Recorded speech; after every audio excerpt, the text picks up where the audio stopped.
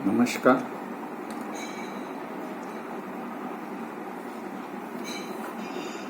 SYBA MIL Hindi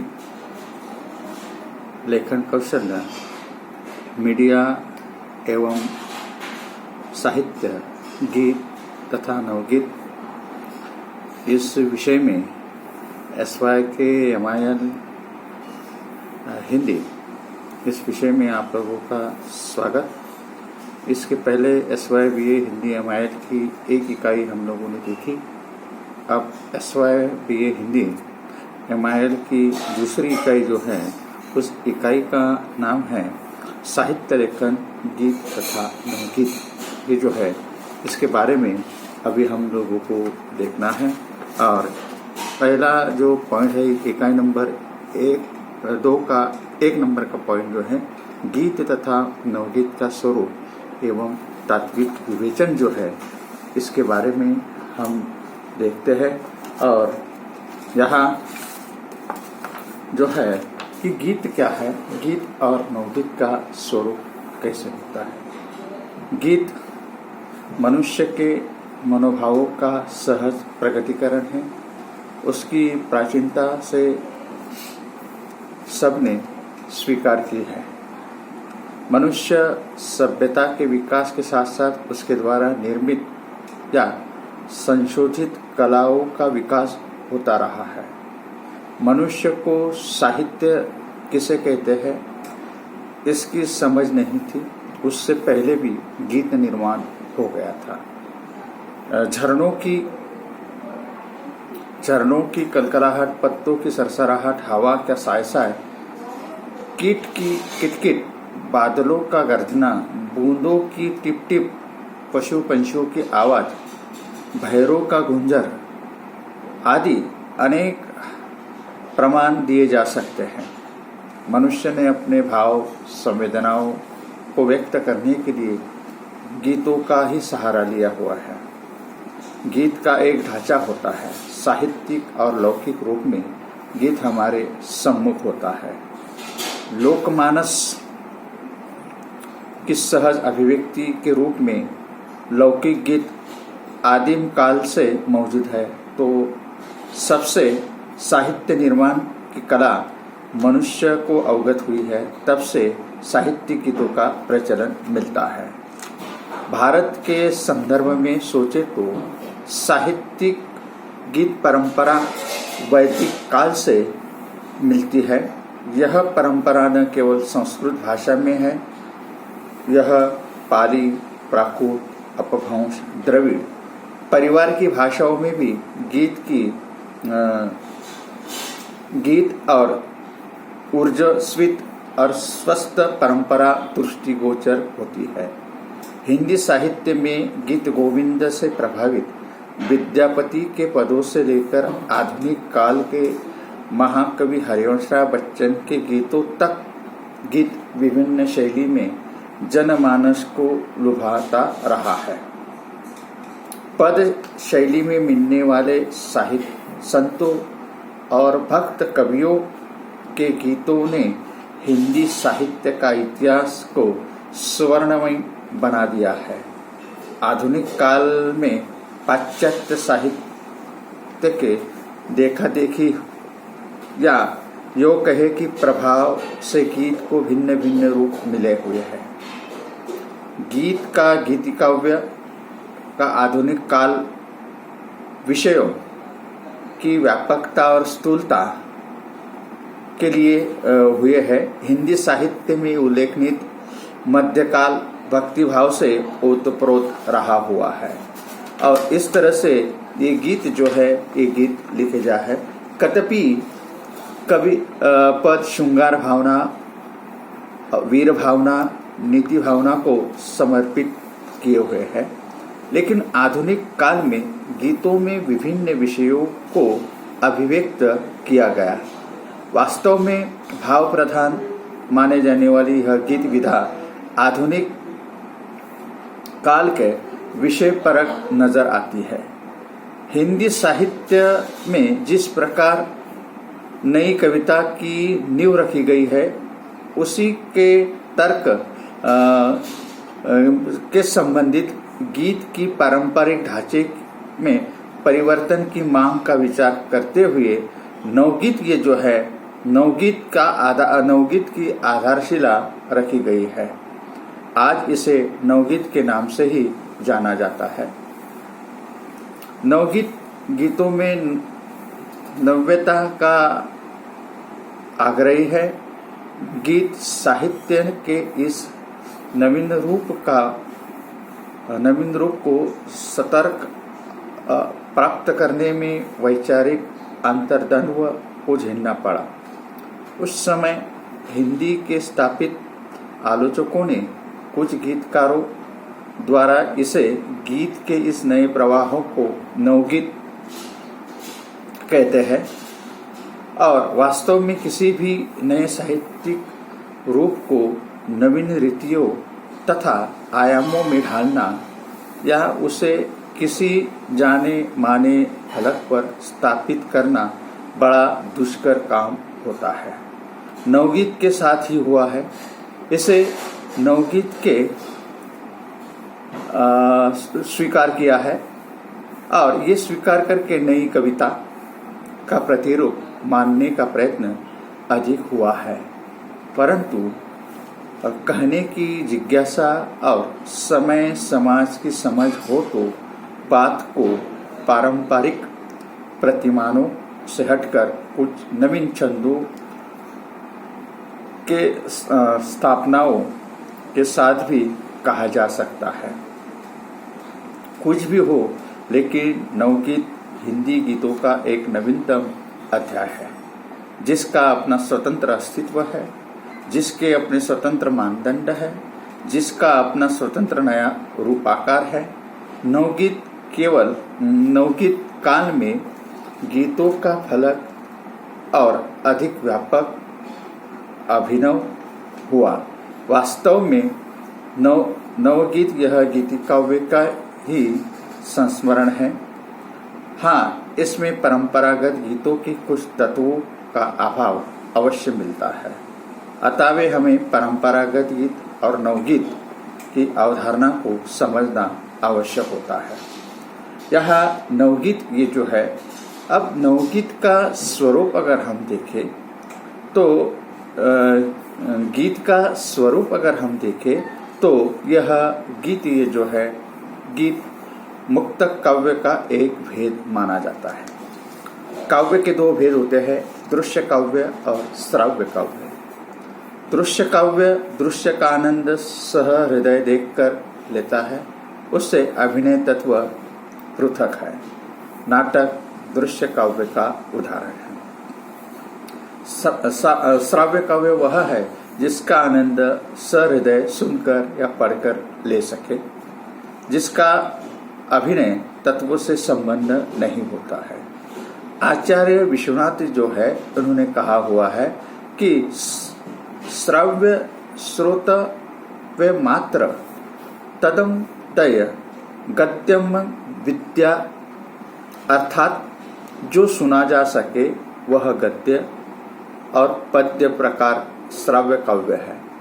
इस काव्य के भी दो भेद होते हैं, प्रबंध काव्य और मुक्तक काव्य। गीति काव्य का संबंध मुक्तक काव्य से है, यह सर्वाधिक है। कवि संवेदनशील होता है, उसकी भावनाएं अपने काव्य के प्रति अत्यधिक समर्पित और एकाकार होती है।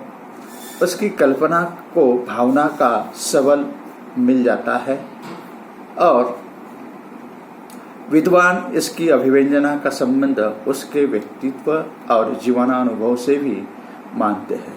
उसके मन की संवेदनाओं का झंकृत होना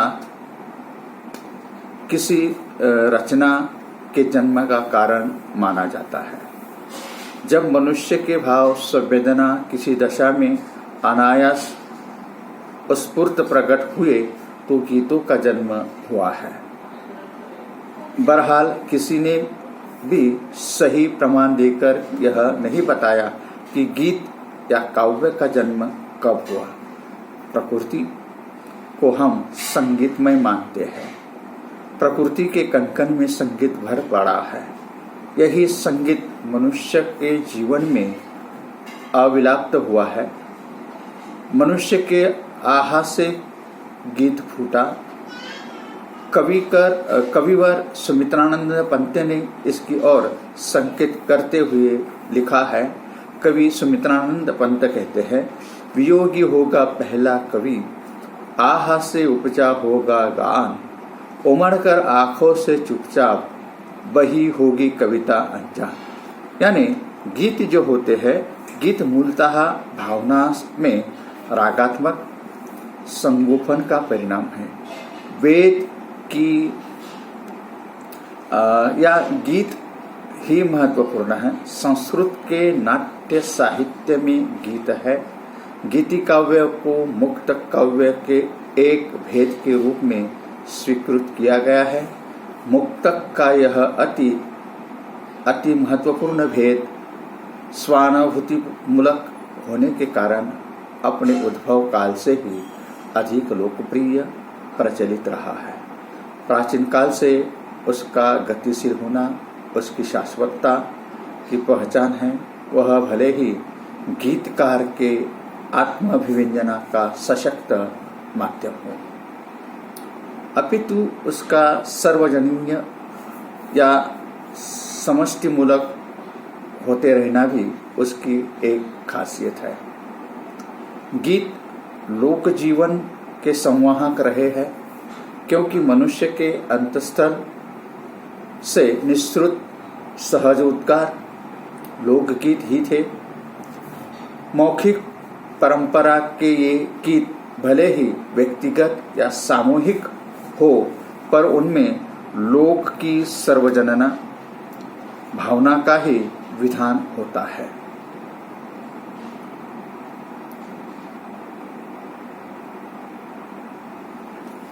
गीतों के व्यष्टि से समष्टि तक की यह यात्रा को लेकर यह जो चलता है, व्यष्टि से लेकर समष्टि की यात्रा को लेकर देवेंद्रनाथ सत्यार्थी कहते हैं कि कहाँ से आते हैं इतने गीत, संस्मरण विस्मरण की आंख मिचोली से, कुछ हताश से, कुछ उदास हृदय से, कहाँ से आते हैं इतने गीत, जीवन के खेत से उगते हैं ये सब गीत। यह सत्य है कि गीतों की मौखिक परंपरा सबसे प्राचीन रही हुई है। लोग के जीवन में लोगों के जीवन में हर दशा में गीतों की अभिन्न सहभागिता रही है। बाद में साहित्य में आने से गीतों का प्रचलन मिलता है।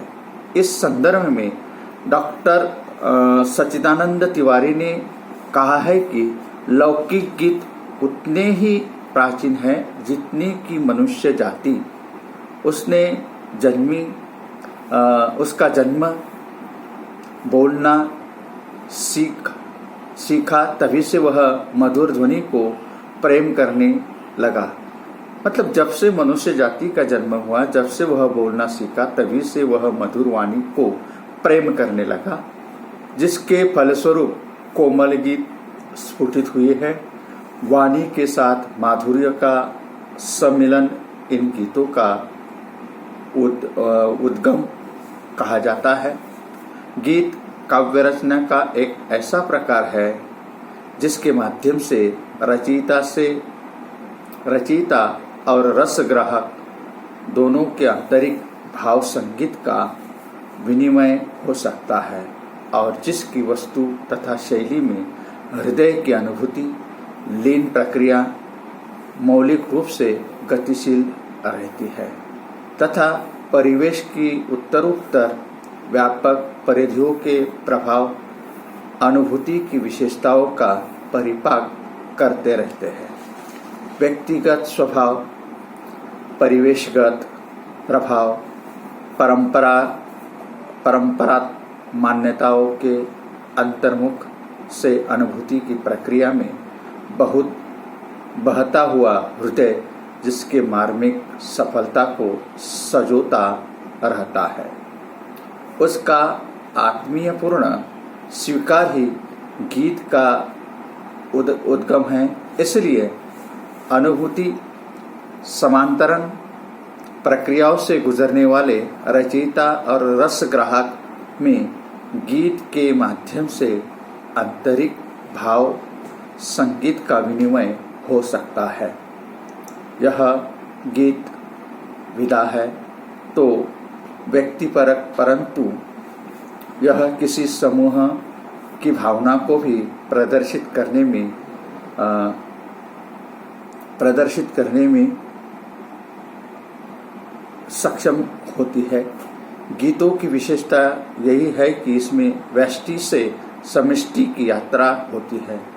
कोई गीत सबकी सहानुभूति, सबकी समानुभूति बन सकता है, जिससे उनके भावों के विरेचन का कारण बन जाता है।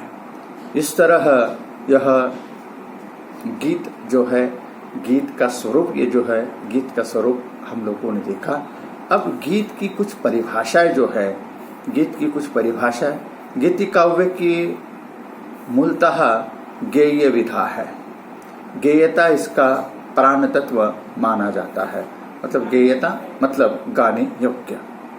प्राचीन काल में नाट्यशास्त्र के उद्यगाता आचार्य भरत मुनि ने नाटक में गीत की आवश्यकता को रेखांकित करते हुए यह बताया था कि गीते प्रत्ययन प्रथम तु कार्य संयदा ही नाट्यम बंदित गीतम, अर्थात नाट्य प्रयोक्ता को पहले गीत का ही अभ्यास करना चाहिए, क्योंकि गीत नाट्य की शैया है। प्राचीन काल के अनेक आचार्यों ने नाटक में नाटक के अन्य उपादानों के साथ साथ गीत, वाद्य, नृत्य प्रस्तुति को आवश्यक माना है। गीत विधा इति रुत्तात्मकता से अलग यह भावात्मकता को प्रकट करती है। इसमें मानव मन की विभिन्न भाव अवस्थाओं का सुख, दुख, हर्ष, विषाद, मिलन, विरह, वेदना, आशा, आकांक्षा आदि का मार्मिक प्रकटीकरण होता है। इसीलिए इन भागों में देखा जा सकता है। लौकिक गीत, इसे इन गीतों को दो भागों में देखा जा सकता है, एक लौकिक गीत और एक अलौकिक गीत। गीतों की यह अवधारणा को अधिक स्पष्ट करते हुए प्रसाद जी ने लिखा हुआ है कि गीत का प्रवाह दोनों रूप में परिवर्तित होता है। लौकिक और अलौकिक। स्वच्छंद रूप में किसी भाव की अभिव्यक्ति करने वाले गीतों को अलौकिक गीत कहते हैं। स्वच्छंद रूप से ही किसी भाव की अभिव्यक्ति करने वाले गीतों को अलौकिक गीत कहते हैं। किंतु इसमें भावाभिव्यक्ति को साहित्य की मर्यादा के तत्वों के साथ प्रस्तुत किया जाता है, उसे साहित्यिक गीत कहते हैं। यही गीति काव्य है। वस्तुतः लौकिक गीत यह साहित्यिक गीतों से भी प्राचीन माने जाते हैं। गीतों की प्राचीनता की ओर संकेत करते हुए इंद्र बहादुर सिंह कहते हैं कि गेय पद रचना को गीत कहा जाता है। गीति प्रत्येक देश और प्रत्येक जाति के अति प्राचीन काल से नए नए गाए जाते रहे हैं और आज भी ये गीत गाए जाते हैं, किंतु साहित्य में उन गीतों को मौलिकता के ही संज्ञा दी जाती है। महादेवी वर्मा गीतों के बारे में कहती है, सुख दुख के भावाभिमयी विशेष का गिने चुने शब्दों में स्वर साधना के उपयुक्त चित्रण कर देना ही गीत है। इस तरह यहाँ महादेवी वर्मा और अन्य विद्वानों की जो परिभाषा है वो परिभाषा इस तरह, और गीतकार हरिवंशराय बच्चन जी कहते हैं कि भावाभिव्यंगा गीत संग्रह की भूमिका में उन्होंने लिखा हुआ है। गीत वह है जिसमें भाव, विचार, अनुभूति, कल्पना और छंद में कथ्य की एकता हो और उसका एक ही प्रभाव पड़े, ऐसा डॉक्टर गीतकार हरिवंशराय बच्चन जी ने कहा हुआ है। दूसरे पाश्चात्य विद्वान जो है उन्होंने गीति काव्य की परिभाषा इस प्रकार से दी हुई है कि पाश्चात्य साहित्यकार गिल मानते हैं कि गीति सृष्टि की एक विशेष मनोवृत्ति है। इच्छा, विचार और भाव उसके आधार होते हैं। भाव की उत्पत्ति के लिए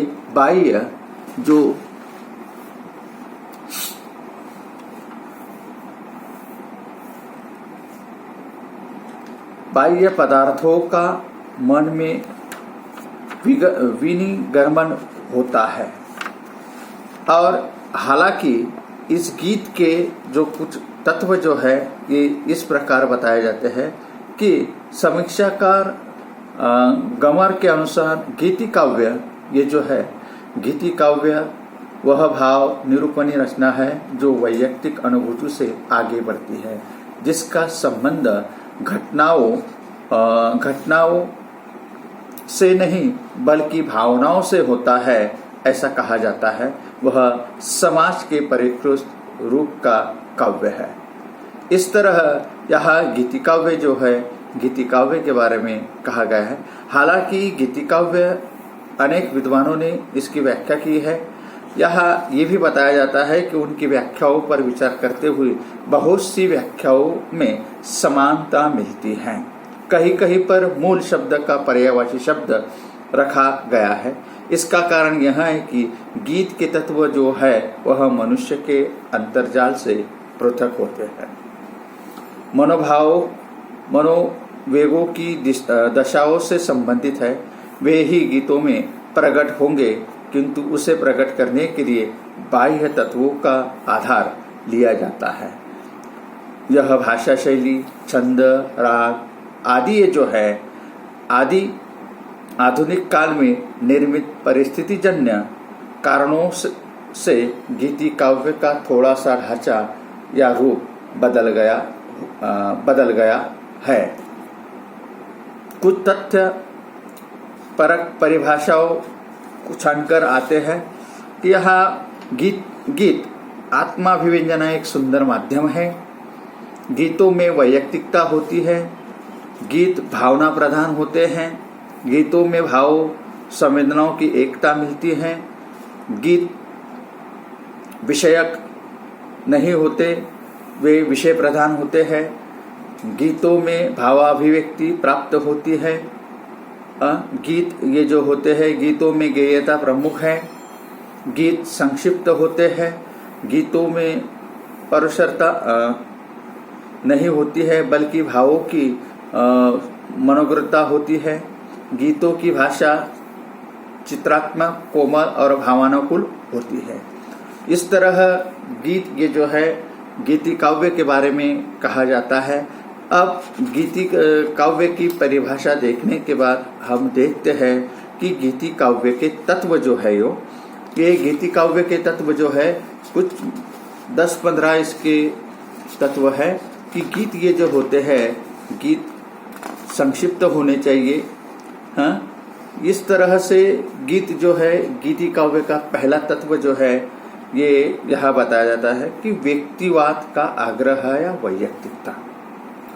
कवि दो प्रकार की अनुभूति का चित्रण करता है, वैयक्तिकता का चित्रण करता है। काव्य को कवि की निजी अनुभूति की उपज माना जाता है। गीति के सुख दुख आदि भावनाओं की सहज और स्वाभाविक अभिव्यक्ति होती है। गीत सुख दुख आदि भावनाओं की सहज अभिव्यक्ति है। गीत आह्लाददायक उमड़ते हैं। मनुष्य प्रकटन का होना चाहता है, जिसमें हम सुख दुख की स्वाभाविक पुष्टि करते हैं। गीति काव्य में ठीक यही होता है कि गीतकार का व्यक्तित्व, उसकी झलक बार बार दिखाई पड़ती है।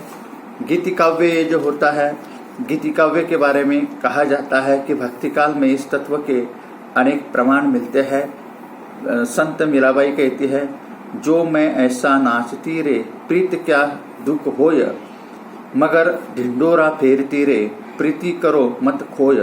हे री मैं तो प्रेम दीवानी, मेरे दर्द न जाने कोई। इस तरह का ये गीति काव्य का तत्व है। तुलसीदास भी कहते हैं, अंतर्भाव से प्रभु के से निवेदन करते हैं, नाथ या तू अनाथ को अनाथ कैसे मासो, मो सम आरती नाही आरती वैसे जानो। कबीर का भी यहाँ वर्णन किया गया है कि कबीर के स्वयं को दुल्हा मानकर राम के प्रति अभिव्यक्ति विरह पद हो या सूरदास के आत्मनिवेदन से पृथक पद, यह सब वैयक्तिकता का उत्कृष्ट उदाहरण बताया जाता है। आधुनिक काल में प्रसाद के गीत का उदाहरण यहाँ दिखाई देता है। आह वेदना मिली विदाई, मैंने भ्रमवश जीवन संचित किया है, आदि बातों का जिक्र यहाँ इसमें दिखाई देता है। अनुभूति प्रणवता, ये भी यहाँ एक गीति काव्य का तत्व है। गीतकार अपने गीतों के में अभिव्यंजना करता है। आत्मानुभूति कथ्य का इस विषय का प्रमुख तत्व है। गीत को गीतकार की सघन और गहरी अनुभूति का स्वाभाविक प्रकटन माना गया है। सच्ची और सहज अनुभूति के ताने बाने गीत रूपकार लेते हैं। तो यहाँ और एक कहा जाता है, काट अंधक ऊर के बंद स्तर, बाहा जननी ज्योतिर्मय निर्झर, अंधकार तम पर प्रकाश भर, आदि जगमग कर दे विनावादिनी, ये विनावादिनी वर्दे वर्दे। यहाँ इस तरह अनुभूति की व्यंजना करना गीतकार का स्थायी भाव बन जाता है। गीत परंपरा के ऐसे अनेक गीत मिलते हैं, उनमें गीतकारों ने अपनी अनुभूति को उद्घाटित किया है और साथ ही उंडेल दिया है। छायावाद का गीत संक्षिप्त तथा राष्ट्रीय काव्यधारा के गीतों में इसके असंख्य प्रमाण उपलब्ध है। जैसे माखनलाल चतुर्वेदी कहते हैं कि मुझे तोड़ लेना वनमाली, तुम उस पथ पर देना फेंक। इस रचना को हम देख सकते हैं। अगला तत्व है भावों की तीव्रता। गीति काव्य तरल और सघन भावनाओं का सहज प्रकटन है। भावों का तीव्र वेग इसके प्रकटन का कारण बनता है। गीतकार के हृदय में भावों का स्वाभाविक विस्फोट होता है।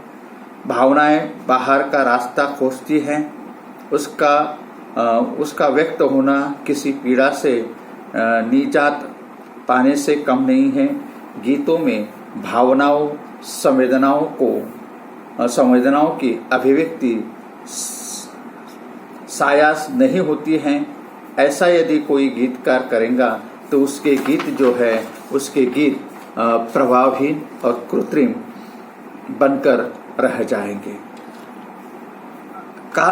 ऐसा कहा जाता है कि जो भी भाव उभरे हैं उनको सहज और प्रस्तुत अभिव्यंजना होनी आवश्यक है। इसे बहुत आवश्यक माना गया है। आगे निराला जी ने इसके बारे में कहा है कि मैं शैली अपनाई, देखा एक दुखी निज भाई, दुख की छाया पड़ी हृदय में, जट उमड़ वेदना आई। इस तरह से ये गीति काव्य के बारे में कहा जाता है। तीसरा जो प्रकार है, चौथा जो कि संगीतिक आधार या गेयता। गीति काव्य में संगीतिक आधार या गेयता का होना बहुत आवश्यक होता है। गीति काव्य यह प्राण तत्व गेयता यह गीति काव्य का प्राण तत्व माना जाता है। गीत अपने रूप संगठन की दृष्टि में मूलतः संगीतात्मक होते हैं। इसी से उसके शब्द चयन और छंद का निर्धारण किया जाता है। कुछ ऐसे भी गीत मिलते हैं जो स्वरबद्ध नहीं होते, फिर भी उनमें एक आंतरिक लय रहती है, जिससे वो गीत की कोटि कोटि में परिणित गीत होते हैं। गेयता गीति काव्य की एक अनंत सर्वोत्तम विशेषता है जो उसे अन्य विधाओं से अधिक खास और जुदा बनाती है। यह दूसरे शब्दों में हम कहते हैं कि काव्य और संगीत के सहज सामंजस्य को गीति काव्य कहते हैं। इस तरह से संगीत का होना बहुत आवश्यक होता है। संगीतिक आधार और गेयता का गीति काव्य में होना बहुत आवश्यक है। ऐसा कहा जाता है कि मैं तो सावेरे रंग राची, सहजी सिंगार बांधी, पग घुंघरू लोकलाज तज नाची, जब घुंघरू बांधी मीरा नाची रे। या और भी कहा जाता है कि ये मैथिली शरण गुप्त जी की ये जो पंक्तियां हैं इस तरह से है। ओ निर्झर झरझर नाद सुनाकर जर तू, पत के रेड़ों से उलझ उलझ डाल तू, ओ उत्तरीय उड़ मोद प्रमोद घूम तू, हम पर गिरी गदगद भाव सदैव उमड़ दे तू। यह लोक संगीत से प्राप्त लोकगीत का आधार भी संगीत होता है। लोक जीवन में घुल मिले लोकगीतों का गेय होना बहुत स्वाभाविक होता है। उत्सव गीत, जातीय गीत, ऋतु परिवर्तन के गीत पर ये गाए जाने वाले गीत, विभिन्न संस्कार गीत, खेती में गाए जाने वाले गीत, कितने ऐसे प्रकार के गीत यहाँ दिखाई देते हैं। विचार तथा कल्पना का कुंपन गीति काव्य में होना, ये भी गीति काव्य का एक महत्वपूर्ण तत्व है। गीत में केवल भावना ही नहीं मिलती है, कवि के भावों को निश्चित रूप प्रदान करने का काम विचार तत्व का है। हम इस बात से भी अनभिज्ञ नहीं कि कवि कल्पना की उड़ान भरने वाला कलाकार होता है। कल्पना अनुभूति का पंख है। गीत में गीतकार का भाव तत्व, बुद्धि तत्व और कल्पना तत्व कभी कभी साथ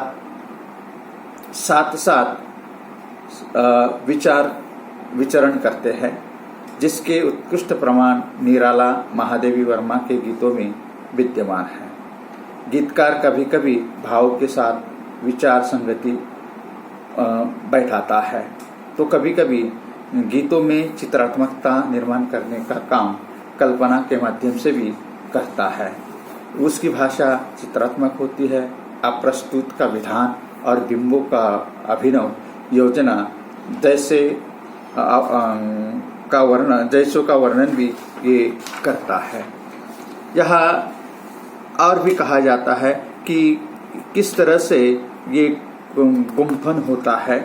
यहाँ ये बताया जाता है कि किरणों कैसी कैसी फूटी, आंखें कैसी कैसी तुली, चिड़िया कैसे कैसे उड़ी, पंखे कैसे कैसे खुली, भाई भतीजों के संग नैर के आई हुई, सहेलियों कैसे कैसी बगीचों में मिली झूली। इस तरह ये गीतकार के यहाँ गीत का गुम्फन यहाँ निराला जी की इस पंक्तियों से हमें एक गीत यहाँ दिखाई देता है या द्रष्टव्य होता है। इसके बाद में होता है कि भावाभिनीति और प्रभावाभिनीति, ये जो होता है ये भी गीति काव्य का तत्व माना जाता है। गीतों में भाव का वेग या तीव्रता होती है, पर उसमें गीत का भावों की अनुमति का निर्माण करता है। इस भावानुभूति से गीतकार के भावावेग को सुनिश्चित रास्ता या रूप मिलता है, जिससे उसका गीत भटकाव से बचता है। गीत की यह अनन्यतम विशेषता मानी जाती है।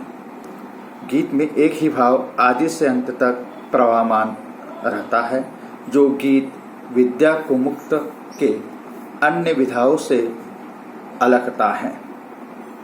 मुक्तक में भाव मुक्त रूप से चित्रित किए जाते हैं। भाव अभिव्यक्ति को केवल शिल्प के बंधन से बांधना आवश्यक है। हा भाव का सही अनुमति संयोजन का करना गीतकार का अपना कौशल माना जाता है। गीत में भाव की संबद्धता या अंतर्द्वंद्व बना रहना उसका प्रभावित के लिए जरूरी होता है। एक गीत इस तरह से यहाँ दिखाई देता है, जो तुम आते एक बार, कितना करुण कितने संदेश, पथ में बिछे जाते बंद पराग, गाता प्राणों का तार तार, अनुराग भरा उन्माद राग, आंसू लेते ये पद सकार। ये महादेवी वर्मा जी का ये गीत है। यहाँ और भी कहा जाता है कि यह भावाभि गीत का सहज तत्व माना जाता है। परिणाम यह रहता है कि गीति काव्य के स्वरूप की परिणामकारिता प्रदर्शित करता है, क्योंकि सच्चे और अनुभूतिपूर्ण प्रणव गीत का असर सीधा और प्रामाणिकरण होता है। गीतों में किसी विस्तार की गुंजाइश नहीं होती है। ये भी इसकी एक विशेषता मानी जाती है। संक्षिप्तता ये जो है, ये संक्षिप्तता भी गीति काव्य का एक तत्व माना जाता है कि संक्षिप्तता गीति काव्य का एक तत्व, महत्वपूर्ण तत्व है। गीत छोटे छोटे होते हैं, जो गीति काव्य के प्रभाव हेतु बहुत आवश्यक है। गीतों में अनुभूति और भावनाओं की वेगवती धारा को रखने के लिए गीत का रूपाकार संक्षिप्त होना बहुत आवश्यक होता है, बहुत जरूरी होता है।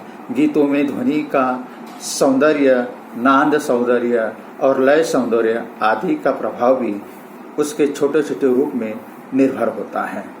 इसलिए महादेवी वर्मा ने गीत की परिभाषा में गिने चुने शब्दों के प्रयोग पर अधिक बल दिया है। गीत गेय होते हैं, इस दृष्टि से भी उनका संक्षिप्त होना आवश्यक हो जाता है। गाने के लिए लंबे गीतों की प्रयोग दुष्कर और अस्वाभाविक माने जाते हैं। गीत में प्रयुक्त भावों, कल्पनाओं, शब्दों का समाहार उस गीत को सफल बनाता है। उदाहरण के लिए यहाँ एक निराला जी की एक कुछ पंक्तियां जो है, भारती जय विजय करे, कनक शय कमल धरे, लंका पददल शतदल, गर्जितों में सागर जल, दोता सूचि चरण युगल, स्वर हुई धरत बरे। ये निराला जी ने यहाँ कहा हुआ है। और अक्सर कोमलकांत पदावली का भी ये भी एक कोमलकांत और भावानुरूप भाषा का होना गीति काव्य में आवश्यक माना जाता है। वे भी यहाँ कहा जाता है गीति काव्य को मूलतः भाव प्रधान और माधुर्य प्रधान कोमल काव्य माना जाता है। कर्कशता और बोझिल शब्द आदि गीतों की अंतरात्मा को हीन पहुंचाते हैं या हानि पहुंचाते हैं। इसमें इतिवृत्तात्मकता की कोई गुंजाइश नहीं होती है। कोमल, स्थूल और सघन भाव व्यंजित होने के कारण गीतों में शब्दों का चयन सावधानी पूर्वक किया जाता है। सघन शब्द भावों का समाहार करने में सक्षम शब्द, ओज गुण रहित शब्द, संयुक्त वर्णन या द्विरहित शब्द अधिकतर प्रसाद और माधुर्य गुण युक्त शब्द आदि से गीत और अधिक प्रभावशाली बनता है। गीत गायन के लिए प्रस्तुत होते हैं, अतः भाषा का कोमल और भावानुकूल होना भी महत्वपूर्ण होता है। गीति काव्य में न केवल स्वर की साधना होती है, वरन शब्द की भी साधना की जाती है। उसमें भाव सुकुमार है तो उसके अनुरूप भाषा भी वैसी ही होनी चाहिए। उसमें स्वरों का आरोह अवरोह सुनिश्चित रूप में हो, भाव व्यंजना का प्रवाह या लय बनी रहे। इसलिए गीतों में वैसे ही शब्दों का चयन, वैसे ही शब्दों की योजना अपेक्षित होती है। उदाहरण के लिए गीतकार गोपाल प्रसाद सक्सेना यानी नीरज इस तरह से कहते हैं कि नींद भी खुली न थी कि हाय धूप ढल गई, पाँव जब तलक उठे कि जिंदगी फिसल गई, पात पात कर गए कि शाख शाख जल गई, चाहो तो निकल सकी न पर उम्र निकल गई, गीत अश्क बन गए, छंद हो दफन गए, साथ कैसे भी दिए धुआं धुआं पहन गए, और हम झुके झुके मोड़ पर रुके रुके उम्र के चढ़ाव का उतार देखते रहे, कारवां गुजर गया गुब्बार देखते रहे। इस तरह यहाँ कोमलकांत पदावली का होना बहुत आवश्यक होता है। यहाँ पर हम रुकते हैं और अगला जो पॉइंट हमारा होगा वो होगा नवगीत का स्वरूप। दूसरे व्याख्यान में, इसी यूनिट के दूसरे व्याख्यान में मिलते हैं। तब तक के लिए यहाँ पर रुकते हैं।